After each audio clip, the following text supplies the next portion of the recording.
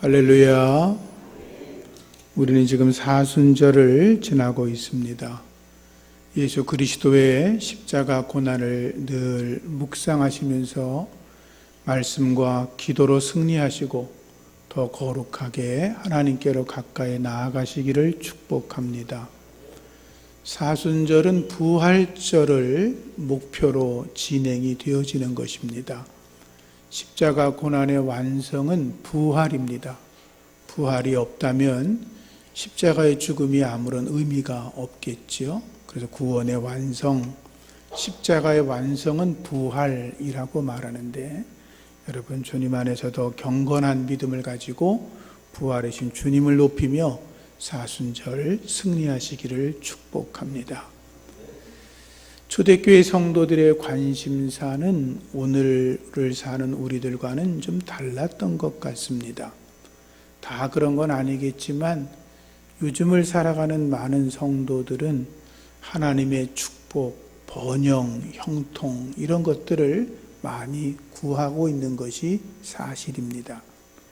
그런데 성경을 보면 초대교인들의 관심사는 은혜와 평강을 하나님께로부터 얻는 것이었습니다. 그래서 바울 사도는 편지를 쓸 때마다 하나님의 은혜와 평강이 넘칠지어다 라고 축복하며 인사했고, 베드로 사도는 오늘 말씀을 보면 은혜와 평강이 너희에게 더욱 많을지어다 이렇게 축복하며 인사하고 있습니다. 우리 믿음의 백성들에게 필요한 것이 하나님의 은혜이며 하나님의 평강이라는 거죠. 여러분 마음속에 주의 은혜와 평강이 넘쳐나기를 축복합니다. 은혜라고 하는 것은 값없이 주는 것입니다. 하나님께서 우리에게 값없이 주시는 선물, 이것을 은혜라고 하죠. 부모님들이 자식들에게 날마다 자식들을 위해 희생합니다. 헌신합니다. 자녀를 위해서 무엇이든지 달라고 하면 내어줄 수 있습니다. 그러나 부모님들은 자식들에게 그 많은 걸 베풀면서 이렇게 기름종이에 써놓지 않습니다. 다 내어줍니다. 그것을 부모님의 은혜라고 하죠. 하나님께서도 우리에게 은혜를 부어주고 계십니다. 그런데 그 하나님의 은혜를 깨닫는 자들은 복된 자들이고, 하나님의 은혜를 깨닫지 못하는 자들은 안타까운 삶을 살아가고 있는 것이죠. 주의 은혜 안에 임하기를 축복합니다. 하나님은 은혜이십니다. 하나님은 은혜로우시며 자비하시다. 하나님은 은혜로우시며 긍휼이 많으시며 노하기를 더디하신다라고 성경은 우리에게 말씀하고 있지요. 하나님은 예수를 믿는 자들에게만 은혜를 주시는 게 아니라 믿지 않는 자들에게도 은혜를 주십니다. 하나님은 당신께서 창조한 모든 우주 만물의 모든 것들을 누구나 다 누리며 살아갈 수 있도록 하셨습니다. 햇빛도 비도 바람도 공기도 우리가 땅을 디디고 살아가지만 이 모든 것들을 누구에게나 다 공평하게 선물로 주셨습니다.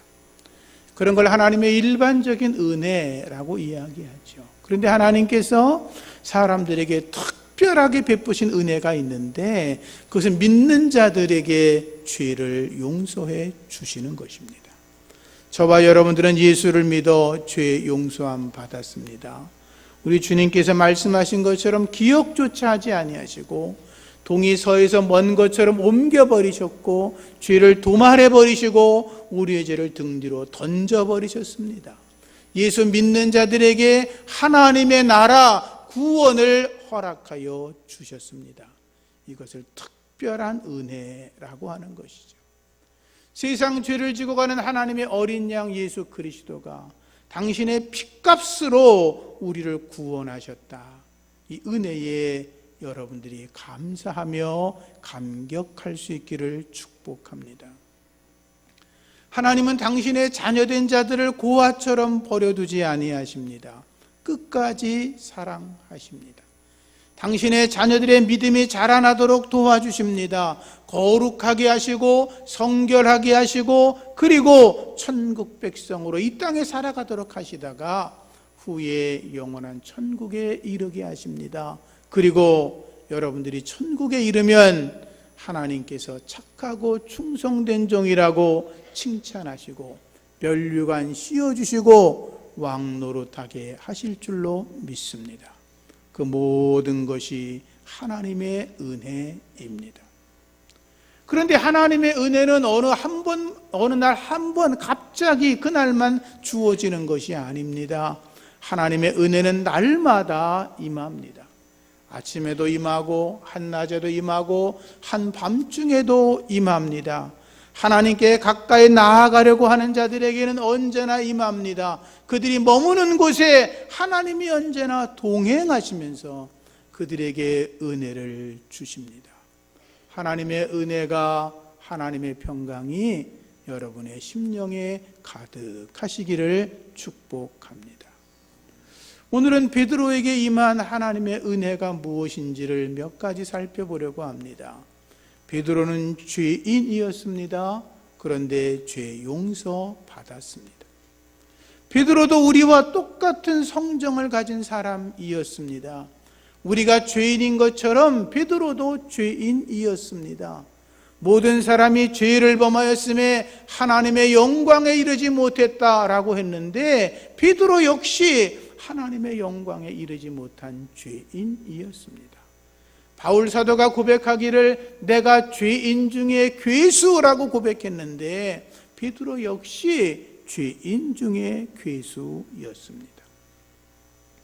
베드로가 자기 동생 안드레의 소개로 예수님을 처음 만났습니다. 안드레가 말합니다. 내가 예수 메시아 그리스도를 만났다. 형님도 가서 예수님을 만나보십시오 라고 했을 때 예수님을 만났습니다. 그러나 베드로는 그날 예수님을 영접하지 않았습니다. 수개월 후에 예수님께서 갈릴리 바다에 찾아오셔서 베드로를 만나십니다. 너 깊은 데 가서 그물을 던져서 고기를 잡으라고 말씀하셨습니다. 베드로가 주님이 말씀하시니 그 예수님의 위엄에 눌려서 배를 띄우고 고기를 잡으러 나갔지만 베드로는 그렇게 많은 고기가 잡힐 거라고는 상상도 하지 못했습니다. 그래서 그가 그 고기를 잡은 뒤에 주님 앞에 엎드립니다. 주님, 나를 떠나시옵소서. 나는 죄인입니다. 베드로는 그의 고백대로 죄인이었습니다. 예수님을 따라다니면서도 항상 잘난 척하고 항변하고 예수님께 따져 묻기를 좋아하고 예수님 모른다고 3번이나 부인하고 주님이 십자가 달려 죽는 그 순간에도 그는 예수님 곁을 떠나 어디에 숨었는지 알 수가 없었습니다. 그런데도 예수님은 그를 끝까지 사랑하셨습니다. 그의 죄를 용서하시고 죄인 베드로를 제자 삼아주시고 죄인 베드로를 사랑하시고 죄인 베드로를 성령 부어주시고 예루살렘과 온 유대와 사마리아와 땅끝까지 가서 복음을 전하게 하셨습니다. 이것이 하나님의 은혜입니다. 종교개혁자였던 루터는 항상 죄책감에 시달렸다고 그럽니다. 자기의 행위가 하나님 앞에 완전하지 않다는 거죠. 그는 남들보다 더 의로운 삶을 살았지만 하나님 앞에서 자기의 모습을 보니까 너무 죄가 많아서 그는 늘 죄로 인해서 고민을 했다고 합니다. 꿈속에서조차 악몽을 꾸면서 자기가 죄인인 것에 대해서 고통을 당했다고 합니다. 어느 날 잠을 자다 또 꿈을 꾸는데 누군가가 나타나서 칠판에다가 자기의 죄의 목록을 아주 빼곡하게 적었다 그럽니다. 꿈속에서도 루터는 너무나 겁이 나서 내가 정말로 죄인이구나. 나는 용서받을 수 없는 더러운 놈이구나. 지옥에 떨어질 수밖에 없구나. 그렇게 꿈속에서도 고통 속에 있는데 잠시 후에 누군가가 나타나더니 자기의 모든 죄 목록 위에 못으로 글씨가 쓰여지는 걸 보았답니다. 요한일서 1장 7절 말씀에 그 아들 예수의 피가 우리를 모든 죄에서 깨끗게 하실 것이라. 아멘. 우리의 모든 죄를 예수의 피가 깨끗하게 하신다.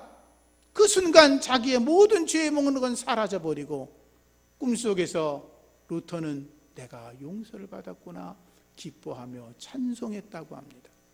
그러다가 잠에서 깨어났다는 기록이 있습니다.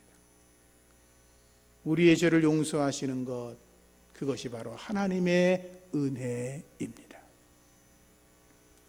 찬송가 305장에 나 같은 죄인 살리신 그 찬양을 모르는 사람은 없습니다. 예수 믿지 않는 사람들도 그 멜로디가 울려 퍼지면 흥얼흥얼 따라 부르는 노래가 나 같은 죄인 살리신의 찬양이지요. 그 존 뉴턴은 어려서 어머니를 잃고 노예를 선장이 되어서 노예를 잡아 마치 짐짝처럼 싣고서 그 수많은 노예를 잡고 다니던 노예 선장이었습니다. 아주 악한 놈이었죠. 근데 그가 어느 날 노예들을 그렇게 짐짝처럼 싣고 오다가 폭풍을 만납니다. 거기서 그 폭풍 때문에 죽을 고비를 넘기다가 어떤 글에 보면 풍랑에서 때문에 바다로 떨어졌다는 이야기도 있습니다. 그래서 선원들이 작살을 던져서 그 뉴턴을 살렸는데 그 작살이 뉴턴의 허벅지에 찍혀서 살아났다는 기록도 있습니다. 그가 가판이 올라와서 하나님 앞에 엎드립니다. 어머님이 가르쳤던 말씀들을 생각하며 회개합니다. 그리고 회개하고 나서 노예 선장의 일을 버리고 목사가 됩니다. 그리고 평생을 복음을 증거하다가 82살 죽기 직전에 이런 고백을 했다고 합니다. 내 기억이 점점 사라지고 있습니다. 그런데 내가 두 가지는 반드시 기억을 합니다. 첫째는 내가 너무나 큰 죄인이었다는 거죠. 두 번째는 예수 그리스도는 나를 위해 죽으신 위대한 구세주이시다 라고 하는 것이라고 고백을 했습니다. 그것이 하나님의 은혜인 줄로 믿습니다. 나를 위해 죽으신 예수 그리스도, 그분을 묵상하며 은혜 가운데 서시기를 축복합니다. 두 번째, 베드로는 성경을 통해서 보면 베드로는 2번이나 감옥에 갇혔지만 풀려나는 기적을 경험했습니다. 요셉은 옥에 갇혔지만 하나님이 함께 하심으로 옥중에서도 형통함의 은혜를 입었습니다. 다니엘은 사자굴 속에 갇혔지만 하나님의 은혜로 사자의 입이 봉해지고 살아나는 기적을 경험했습니다. 바울 사도도 복음을 전하다가 신라와 함께 감옥에 갇혔지만 하나님의 은혜로 수갑이 열려지고 하려던 간수를 전도해서 빌립보 교회를 세우는 기적을 경험했습니다. 베드로도 그런 은혜를 입었습니다. 사도행전 5장을 보면 베드로가 나면서부터 걷지 못하던 사람 40년 동안이나 그저 땅바닥을 기어다니며 거지 노릇하던 그 사람을 고쳐냅니다. 일어나 뛰고 찬송하는 기적을 경험하게 되었습니다. 귀신을 쫓아내고 병든 자를 고치며 믿는 자들의 수요가 점점점 많아지니까 대제사장과 사두개인들이 베드로를 잡아 감옥에 집어넣었습니다. 그런데 하나님께서 그날 밤 옥문을 열고 베드로를 살려냅니다. 천사가 명합니다. 베드로야, 너 여기 있지 말고 주의 성전에 가서 그 앞에 서서 많은 사람들에게 생명의 말씀을 전해라, 복음을 전해라, 전도하라 라고 말씀하셨습니다. 사도행전 12장에 보면 헤롯 왕이 야고보 사도를 잡아 목을 잘라 죽였습니다. 유대인들이 너무 잘했다고 박수를 치니까 헤롯 왕이 이번에는 베드로 사도를 잡아 넣습니다. 지난번에 베드로가 옥에 갇혔지만 풀려난 것을 알았더니 헤롯 왕이 이번에는 이렇게 합니다. 베드로를 잡아놓고 양쪽에 로마 군병의 손과 발에 같이 착고를 묶어 놓았습니다. 도망갈 수가 없잖아요. 근데 교회가 베드로 사도를 위해 열심히 기도합니다. 밤에 하나님께서 사자를 보내셨습니다. 손과 발에 착고를 풀어놓게 하고 그리고 말합니다. 베드로야, 빨리 일어나라. 허리에 띠를 띠고 신발을 신어라. 겉옷을 입어라. 그리고 옥문 밖으로 나아갔습니다. 옥문이 저절로 열립니다. 밖으로 나갔습니다. 그리고 자기를 위해 기도하는 성도들을 만난 뒤에 그 지역을 떠나 다른 곳으로 가게 되었습니다. 놀라운 하나님의 은혜를 경험했던 것입니다. 사망의 음침한 골짜기 속에서도 하나님이 붙드시니 그의 생명은 온전케 되었고 주의 복음을 전하는 주의 사자로 헌신하게 되었던 것입니다. 여러분, 고난이 찾아올지라도 그 시간에 하나님의 은혜가 내게 임한다는 걸 믿으시고 오직 하나님 바라보고 주님께 더 가까이 나아가시기를 예수 이름으로 축복합니다. 고난이 은혜였던 것입니다. 베드로는 하나님이 함께 하심으로 하나님의 능력을 드러내는 위대한 사도였습니다. 사도행전을 읽고 내려가면 베드로가 얼마나 큰 능력으로 주의 일을 했는지를 잘 알 수 있지요. 복음을 전할 때 하루에 3,000명도 회개하는 그 놀라운 기적을 경험했습니다. 예수의 이름으로 복음을 전하다가 나면서부터 걷지 못한 사람을 살려냅니다. 걷게 만듭니다. 귀신을 쫓아냅니다. 병든 사람을 고칩니다. 심지어 죽어 있었던 사람도 살립니다. 다비다가 살아나지 않습니까? 아나니와 삽비라가 헌금을 드리다가 일부를 감추어 거짓말하는데 성령의 은혜로 투시하는 은사로 그의 죄를 잡아냅니다.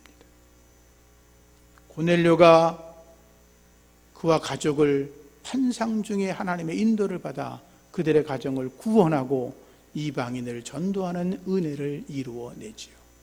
그리고 사마리아 교회가 부흥하고 있을 때 사마리아 교회에 찾아가서 성도들 위해 안수하니 성령이 임했다고 성경은 기록하고 있습니다. 누가 그 일을 감당합니까? 이것은 베드로가 한 것이 아니라 베드로와 함께 하신 하나님의 능력이 나타났기 때문이었습니다. 하나님이 함께 하시는 은혜, 그 은혜를 베드로는 경험했던 거죠. 하나님이 나와 함께 계시다. 그런 거룩한 은혜의 경험이 여러분에게 가득하시기를 예수 이름으로 축복합니다. 지난달에 명지병원에서 목사님들을 모시고 아침 일찍 조찬 예배가 있었습니다. 한 번도 저는 가본 적이 없었는데 지난달에 저희 교회에도 명지병원과 이렇게 관련을 맺으면 성도들이 입원했을 때 좀 할인해 준다 그래서 저도 가서 이렇게 인사차 예배도 참석을 했는데 그때 병원장이었던 김영수라고 하는 장로님이 자기 간증을 짤막하게 했습니다. 한 35년쯤 전에 환자 중에 양쪽이 콩팥이 다 망가진 사람을 수술한 적이 있답니다. 그 당시 의술로는 수술이 불가능한 것이었답니다. 그래서 그분이 젊은 사람이 너무 딱하기도 해서 자기가 여러 콩팥 수술에 관한 책들, 원서들을 한 달 동안 공부하고 연구해서 환자를 만났답니다. 내가 수술해 보겠다고 최선을 다해 볼 테니 한번 해보자고. 환자가 오히려 이렇게 말했답니다. 선생님, 저는 두렵지 않습니다. 걱정하지 않습니다. 나를 치료하시는 분은 하나님이신데 그 하나님이 선생님이 수술하실 때 함께 계실 겁니다. 이분이 깜짝 놀랐답니다. 수술했는데 자기도 생각하지 못할 정도로 완전하게 회복이 됐답니다. 한 달 뒤에 다른 쪽을 또 수술했는데 그때도 자기가 기대한 것 이상으로 완전히 치료가 돼서 그 사람이 건강하게 퇴원을 하게 됐다고 합니다. 그분이 말씀하시기를 그때 나는 예수를 믿지 않았는데 그 후에 치료하시는 하나님의 능력을 보고 예수를 믿게 되었다고 간증하셨습니다. 여러분도 그런 경험이 있기를 축복합니다. 베드로는 하나님의 은혜를 헛되이 받지 않았습니다. 하나님의 은혜를 자기의 생명으로 갚아드렸습니다. 초대교회가 날마다 부흥하고 복음이 아시아를 넘어서 로마까지 번지기 시작했습니다. 그리고 많은 사람들이 예수를 믿게 되었는데 그 중에 아주 최하위 계층 노예들도 예수를 많이 믿게 되었습니다. 그러면서 이 기독교는 세상으로부터 수많은 오해를 받았는데 그 중에 이런 오해를 받았습니다. 예수 믿는 것들은 부도덕하다, 도덕이 없다, 아주 무식한 놈들이다 라는 소문이 나기 시작했습니다. 그 이유는 노예를 사람으로 인정했기 때문이었습니다. 당시에는 노예를 사람으로 보지 않았습니다. 그저 사람과 비슷한 짐승 정도로 보았습니다. 조금 다르게 이야기하면 우리가 소나 돼지나 개를 사람과 똑같이 취급하면 뭐 잘못되지 않았어? 그럴 거 아니겠어요? 근데 그 당시에는 노예를 사람으로 보지 않았기 때문에 교회 안에서 기독교가 그 노예들을 사람으로 존중하면서 예수 믿고 구원받고 하나님의 백성이라고 말을 하니까 노예를 함부로 다루던 자들은 저 기독교인들이 제정신이 아니다 라고 말을 했던 것입니다. 요즘으로 말하면 인권이 무시됐었던 거죠. 두 번째는 예수 믿는 기독교인들을 향하여 식인종이다, 사람을 잡아먹는다 이렇게 말했어요. 예수 믿는 믿음의 공동체는 성만찬을 하지 않습니까? 주님의 살과 주님의 피를 먹고 마시며 예수님과 우리가 구원 공동체, 영적 공동체임을 고백하게 되는데 그것을 이렇게 소문 들었던 사람들이 예수 믿는 것들은 사람의 피와 사람의 살을 모일 때마다 먹는다고 식인종이라고 그렇게 배척했습니다. 세 번째는 기독교인들은 하나님의 종말이 올 거다. 그때가 되면 하나님께서 불로 세상을 심판한다 라고 이야기하니까 정치인들과 권력자들이 세상이 심판하면 자기들이 몽땅 망하니까 그건 좋은 일이 아니잖아요. 그래서 그들은 말하기를 기독교인들은 언제나 여기저기다 불을 지르고 다닌다고 소문을 냈습니다. 실제로 네로 황제가 로마를 다시 도시계획을 할 때 로마 도시에 불을 질러버리고 말하는데 그 죄를 기독교인들에게 덮어 씌워서 수많은 자들을 죽게 만들었습니다. 그러한 고난과 핍박 속에서 베드로가 주님을 위해서 순교하였습니다. 복음을 전하다 붙잡혀서 십자가에 거꾸로 매달려 죽으면서 예수님이 십자가에 바로 매달려 죽었는데 나 같은 죄인이 십자가 달려 죽는 것이 영광인데 나는 거꾸로 매달려 죽겠다고 그렇게 고백을 했다는 것이죠. 주님의 은혜를 생명으로 갚아 드렸던 것입니다. 영락교회에 김응락 장로님이라는 분이 계셨습니다. 그분이 나이가 45 되었을 때 6.25 전쟁이 터졌습니다. 영락교회가 그 당시에 건축을 하고 있을 때 건축위원장을 맡았습니다. 한경직 목사님은 내가 이제 순교할 때가 됐구나. 북한에서도 순교를 못했는데 전쟁이 났으니 여기서 내가 교회를 지키다가 순교해야지 라고 다짐을 하셨답니다. 그런데 김은락 장로님이 당회를 열어서 이렇게 말했답니다. 우리 저 한경직 목사님은 절대로 피난 갈 사람이 아니니까 장로님들이 체포해가지고 대구로 피난을 가라고. 이 교회 건축은 내가 맡아서 하고 마지막까지 내가 교회를 지키겠다고. 그래서 장로님들하고 목사님은 이제 대구로 피신을 갔습니다. 김은락 장로님이 혼자 남아 교회를 지키시는데 어느 날 보니까 교회 쪽에서 불이 나는 거예요. 놀라가지고 막 달려갔는데 교회가 불이 난 게 아니라 건너편에 백병원 쪽에서 불이 나고 있었습니다.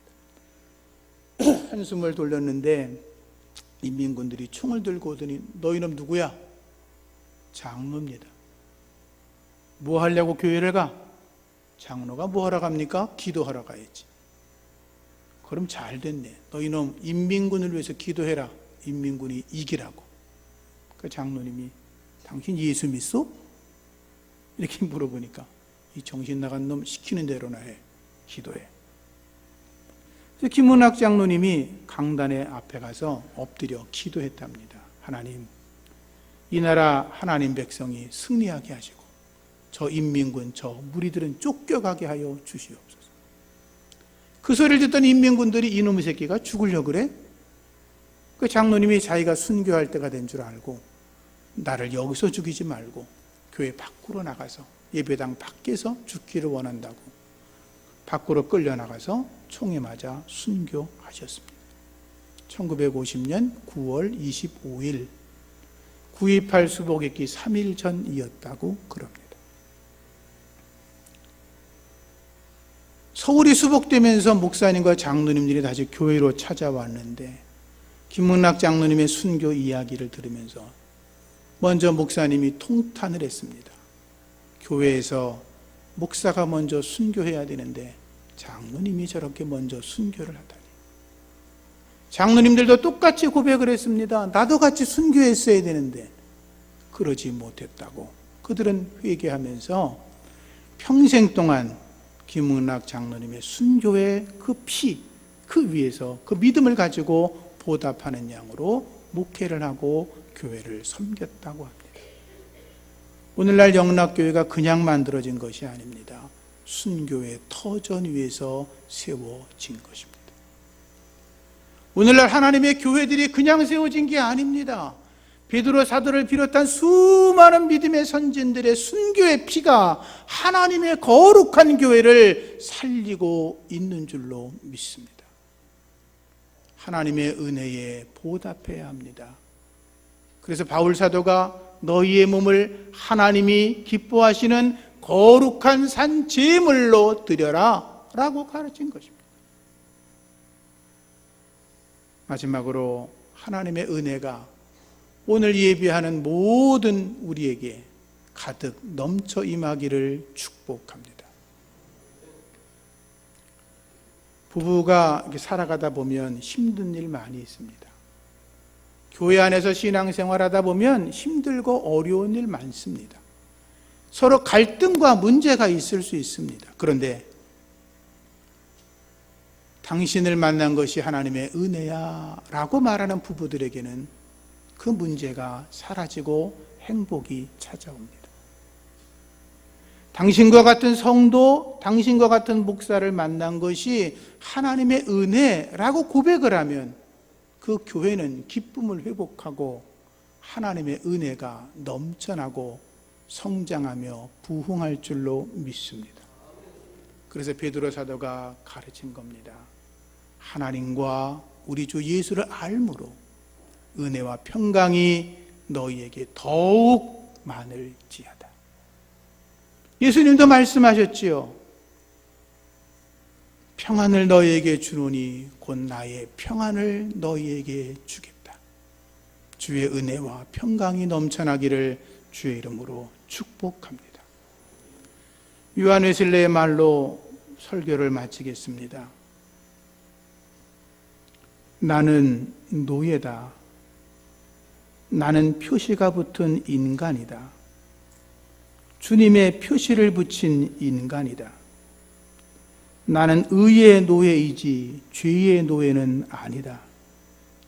순결의 노예이지 부도덕한 노예는 아니다. 나는 자유의 노예이지 방종의 노예는 아니다. 하나님 나라의 노예이지 군중의 노예는 아니다. 특별히 나는 주님의 노예이지 부의 노예는 아니다. 이처럼 나는 주님의 쇠사슬에 묶인 노예이므로 주님 사업에 동참할 수밖에 없다. 이것은 하나님의 은혜이다. 기도하겠습니다. 하나님 감사합니다. 하나님의 은혜로 살아가게 하시니 감사합니다. 하나님의 은혜로 죄 용서받고 하나님의 백성이 되고 하나님의 은혜로 복음을 전하는 자가 되고 하나님의 은혜로 하나님을 예배하는 자가 되고 우리는 하나님의 노예로 주님의 나라와 영광을 위해 살아가게 하시니 감사합니다. 주님, 우리의 생명을 다해 주님의 은혜에 보답하는 믿음의 사람들 되게 하옵소서. 예수님 이름으로 기도합니다. 아멘.